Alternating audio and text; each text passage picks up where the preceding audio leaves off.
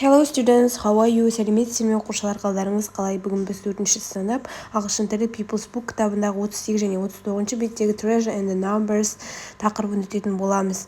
Бірінші орындайтын жаттығуымыз оқушылар exercise number 3, listen, point and repeat and match. Тыңдап, қайталаймыз және сәйкестендіреміз.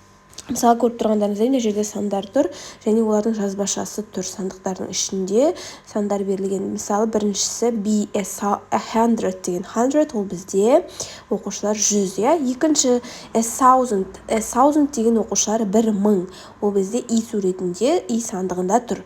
Үшінші 250 250 деген ол бізде c сандығында тұр.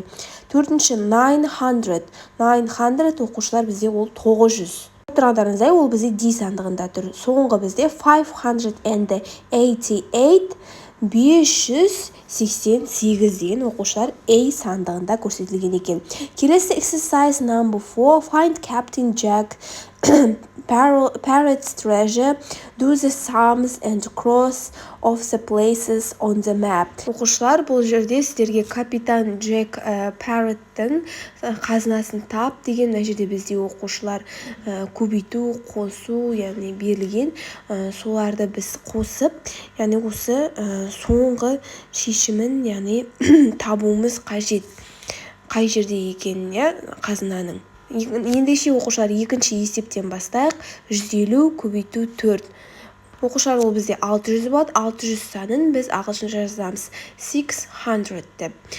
Келесі үшінші 920-ға азайтамыз. 920-дан 380-ді 540 болады. Оқушылар оны біз 540 деп жазамыз.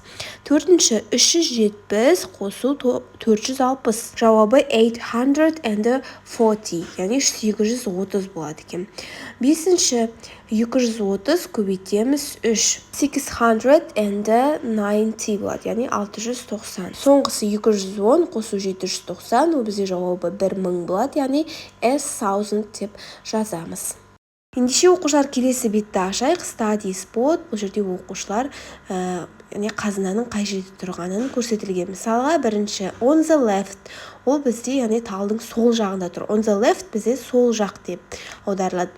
On the right оң жағында.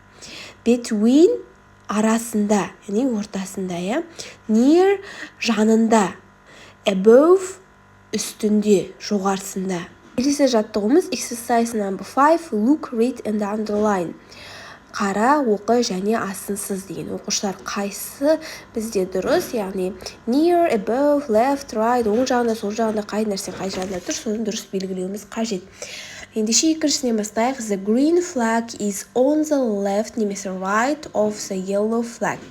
Оқушылар, яғни жасыл флаг, бізде жасыл ту, сары тудың оң жағында немесе сол жағында тұр дейді. Яғни оқушылар ол бізде оң жағында тұр, сондықтан да on the right сөзін жазамыз. Үшінші, the blue flag is above немесе between the red flag and the yellow flag. Көк түсті ту, сары және қызыл тудың қай жерінде орналасқан? Арасында тұр, ортасында. Сондықтан да біз between сөзін таңдаймыз. Төртінші, the yellow flag is on the left немесе right of the blue flag.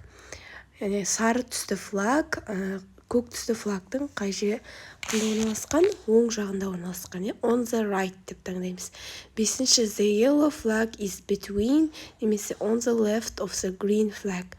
Сары түсті ту, жасыл түсті тудың қай жағында орналасқан?